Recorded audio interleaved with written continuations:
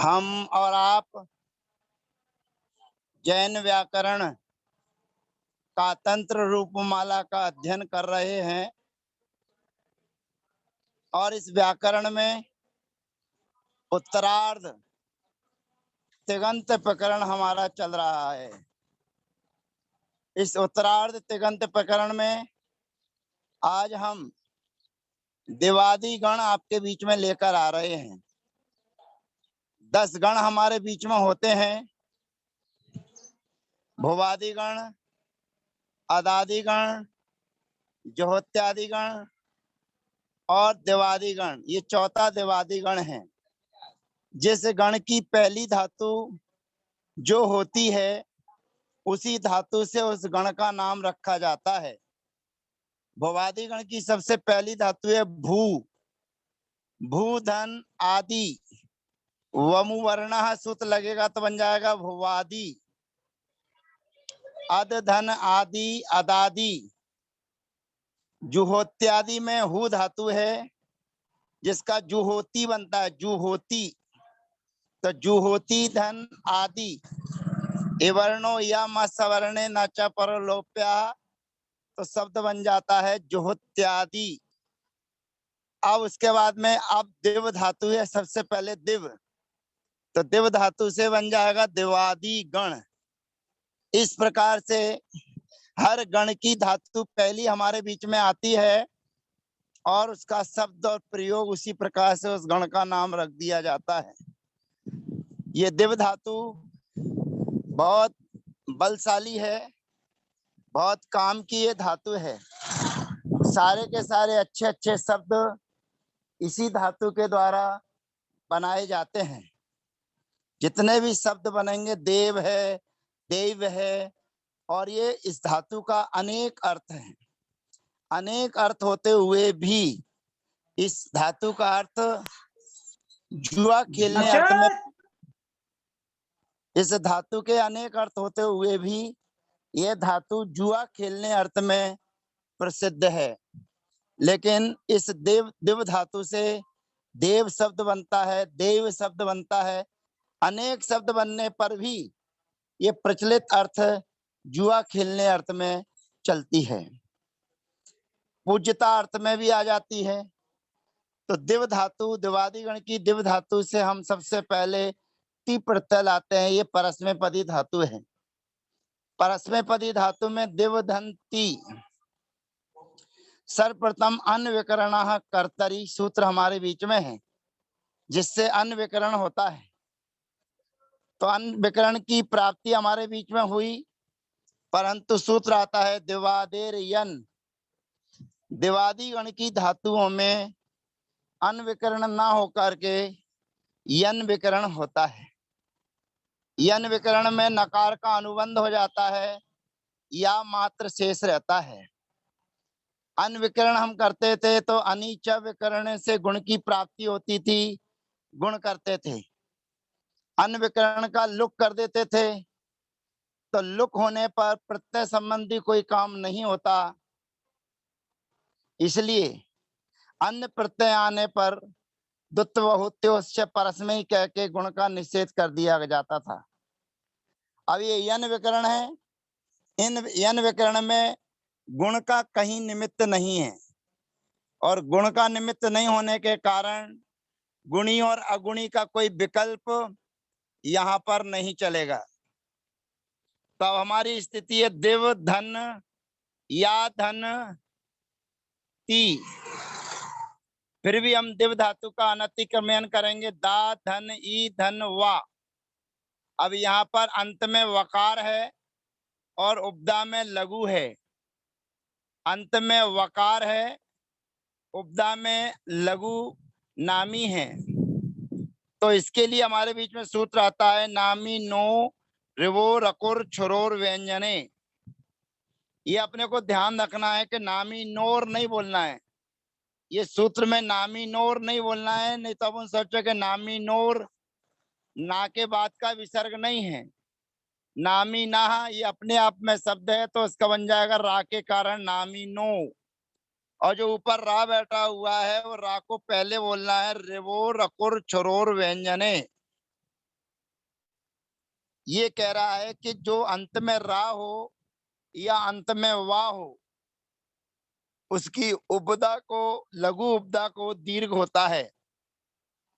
परंतु रा की उपदा में ये कह रहे हैं कि कुर और छुर, ये दो शब्द नहीं होना चाहिए। जिन शब्दों के अंत में कुर और छुर, इनकी उपदा में रहने वाली जो ऊ है उसको दीर्घ नहीं होगा। इनको छोड़कर रा की उपदा में लघु हो और वा की उपदा में लघु हो तो उसके लिए दीर्घ आदेश हो जाता है, ऐसा ये सूत्र कह रहा है। तो उपदा में किसको दीर्घ करेगा? कहते नामी नहा, नामी होना चाहिए, तो ये नामी भी है। तो सूत्र की वृत्ति कहती है रकुर छुरोर व्यंजन, रकुर छुरोर वो उपदाया उपदाभूत नामिनो दीर्घो भवति व्यंजने परे। सामने व्यंजन के होने पर, अब व्यंजन के होने पर तो सामने व्यंजन क्या आएगा? कहते हैं या आया है। उस या के होने पर इनकी उपदा जो नामी हो, उस नामी को दीर्घ होता है व्यंजन पड़े रहने पर। तो व्यंजन क्या है? जो अपन ने यन किया है वो या ही व्यंजन कहलाएगा। तो उसके कारण बाकी उपदा क्या कहलाई? ई। तो उस ई को दीर्घ हो जाएगा तो बन जाएगा दिव्यति। पहला प्रयोग हमारा बन जाने पर अब हमें सारे के सारे कार्य इसमें भुवादि गण के करने हैं। आप पूछेंगे भुवादि गण के काम क्यों करने हैं? क्योंकि भुवादि गण के काम हमें इसलिए करना है कि भुवादि गण में हम अन्न विकरणा कर्तरी करते थे, और अन्न विकरणा कर्तरी करने पर अन्न हमारे बीच में रहता था। और यहाँ पर जो यन विकरण किया हुआ है उस या में आकार है, और या में आकार होने के कारण हमारी सारी की सारी शर्तें जो भुवादि गण में कही गई हैं वो यहाँ पर हमें प्राप्त हो जाती हैं। अब हम एक वचन के बाद में द्विवचन में चलते हैं। तो हम सर्वप्रथम पूरे प्रत्यय लाने के पूर्व हमें दो काम अपनी मर्जी से कर लेना है। एक तो अन्न विकरण का प्राप्ति करनी है, और देवादेर यन से यन विकरण करना है, ना का अनुबंध करना है। और नामी नो रिवो रकुर छुरोर व्यंजने, इस सूत्र को लगाकर हमें दीर्घ आदेश सर्वत्र कर देना है। इतने काम करने के बाद में हमारी स्थिति है दीव धन या धन तस। अब यहाँ पर पुराना सूत्र है रसकारियोर विसृष्टा। इतना करने पर हमारा प्रयोग हो जाएगा दिव्यता। अब बहुवचन में जब अंति प्रत्यय लाएंगे तो उपयुक्त काम करने के बाद में असंदक्षरियो रस तौ तल्लोपस्य, इस सूत्र की प्राप्ति हम करेंगे, इससे कार्य करेंगे। प्राप्ति तो हम समाना सवर्णे दीर्घी भवती परस्य लोपम, इस सूत्र की प्राप्ति करेंगे। पर असंदक्षरियो रस तौ तल्लोपस्य, इस सूत्र के माध्यम से जो हमारे बीच में अंति का आकार है उस अंति के आकार का लोप हो जाएगा, और जो या में रहने वाला आ है उसको पुनः आकार आदेश हो जाएगा। तो प्रयोग हमारा सिद्ध बन जाएगा दिव्यंती। अब सी विभक्ति लाएंगे तो कुछ नहीं करना है, दिव्यसी। थस विभक्ति लाएंगे तो रसकारी और विसृष्टा दिव्यता, फिर दिव्यत। फिर मी विभक्ति लाएंगे तो यहाँ पर दिव्य में या है, उसमें आकार है, और मी है अस्य वमोर दीर्घा। तो आ यन का जो आ है उसको दीर्घ हो जाएगा, तो मैंने कहा दिव्यामी। वस विभक्ति में वा है तो दीर्घ हो जाएगा, और रसकारी और विसृष्टा दिव्यावह, फिर दिव्यामह। अब सप्तमी विभक्ति में हम चलेंगे। तो जैसा मैंने आपसे कहा है कि आपको दिव धातु से सप्तमी में यात विभक्ति लेकर आएंगे, यात प्रत्यय लेकर आएंगे। और सूत्र लगाएंगे अन्न विकरण कर्तरी की प्राप्ति। फिर सूत्र लगाएंगे दिवादेर यन, उससे यन विकरण करेंगे और नकार का अनुबंध कर देंगे।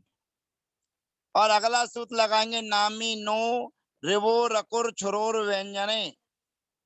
इस सूत्र के माध्यम से जो दिव्य में रहने वाली लघु नामी है उसके लिए दीर्घ कर दिया जाएगा। अब हमारी स्थिति हो जाएगी दिव्य।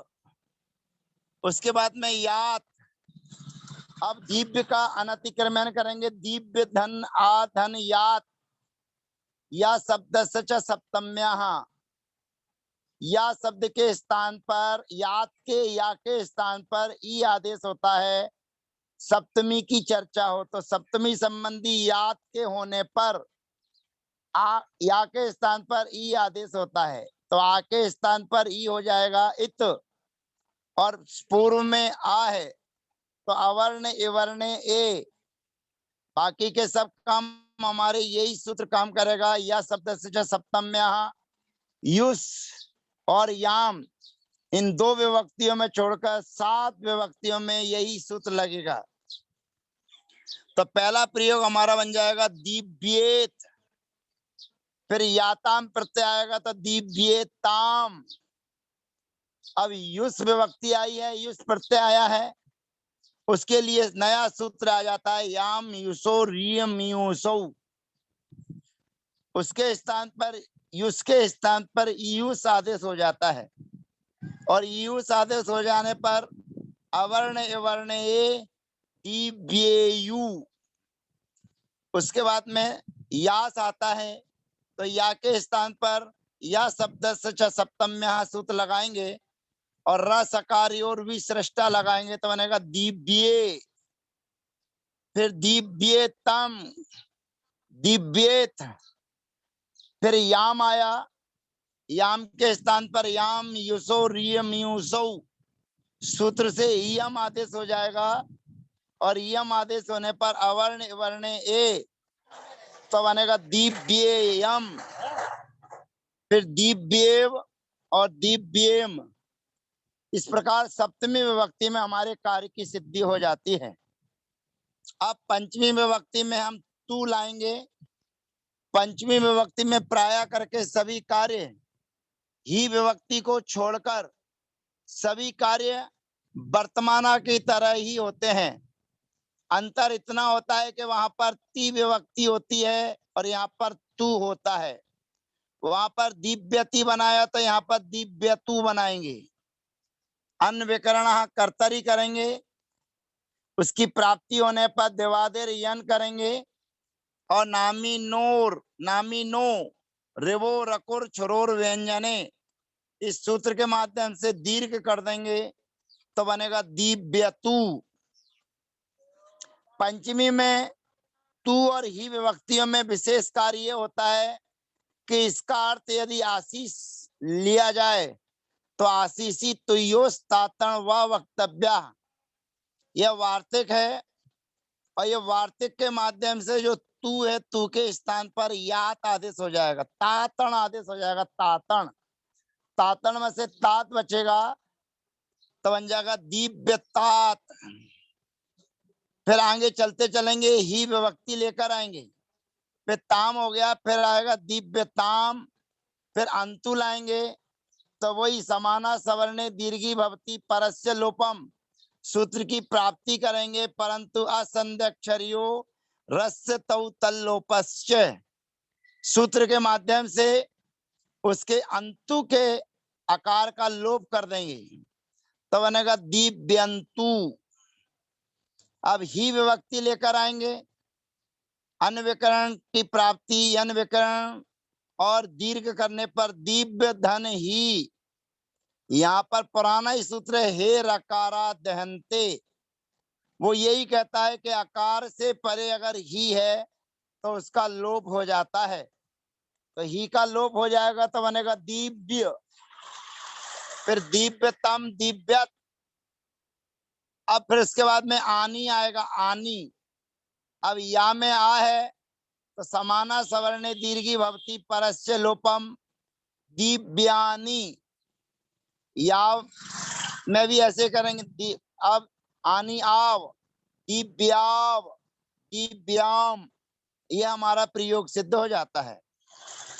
हम यस्तनी में रूप चलाना चाहेंगे तो यस्तनी में ये दो सभी कार्य करने के बाद दी और सी के इकार का अनुबंध लोप हो जाता है और धातु के आदि में अट धात्वादिर यस्तन्य दत्तनी क्रियाति पत्तीसु सूत्र से अट का आगम हो जाता है। तो देखिए हम सिद्ध करते हैं दिव धातु का यस्तनी में प्रयोग। दिव धन दी, इकार का अनुबंध लोप दिव धन ई, अनविकरण की प्राप्ति दिवादेर यन, उस सूत्र से यन विकरण करेंगे नकार का अनुबंध। और नामिनो रिवो रकुर छुरोर व्यंजने, सूत्र से दीर्घ करेंगे और धातु के आदि में अट का आगम करेंगे।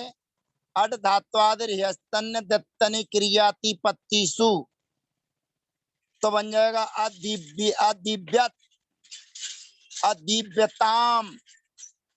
अनविभक्ति लाएंगे तो अनविभक्ति में समाना सवर्णे दीर्घी भवती परस्य लोपम, सूत्र की प्राप्ति करेंगे। लेकिन असंध्यक्षरियो रस्य तौतल्लोपश्च, अदिव्यन।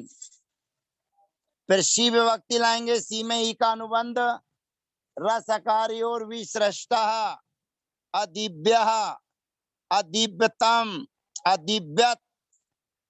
फिर अम विभक्ति लेकर आए हैं, यहाँ पर भी समाना सवर्णे दीर्घी भवती परस्य लोपम, सूत्र की प्राप्ति है, परंतु असंध्यक्षरियो रस्य तौतल्लोपश्च, सूत्र लगाएंगे तो अम के आकार का लोप हो जाएगा, तब बनेगा दिव्यम। फिर वा में अस्य वमोर दीर्घ, तो बन जाएगा दिव्याव।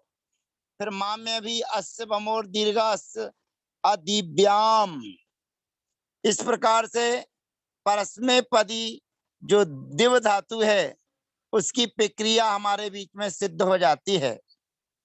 अब आत्मनेपदी में सूंग प्राणी प्रसवे उत्पन्न होना अर्थ में सूंग धातु आ रही है और सूंग में गा का अनुबंध है और गा का अनुबंध होने के कारण ये धातु आत्मनेपदी कहलाएगी। आत्मनेपदी कहलाएगी तो ये हमारा काम जो ऊपर कर रहे हैं अनविकरण करते थे, अनविकरण ना करके यन विकरण करेंगे और ना का अनुबंध लोप कर देंगे तो पहला प्रयोग हमारा बन जाएगा सूयते।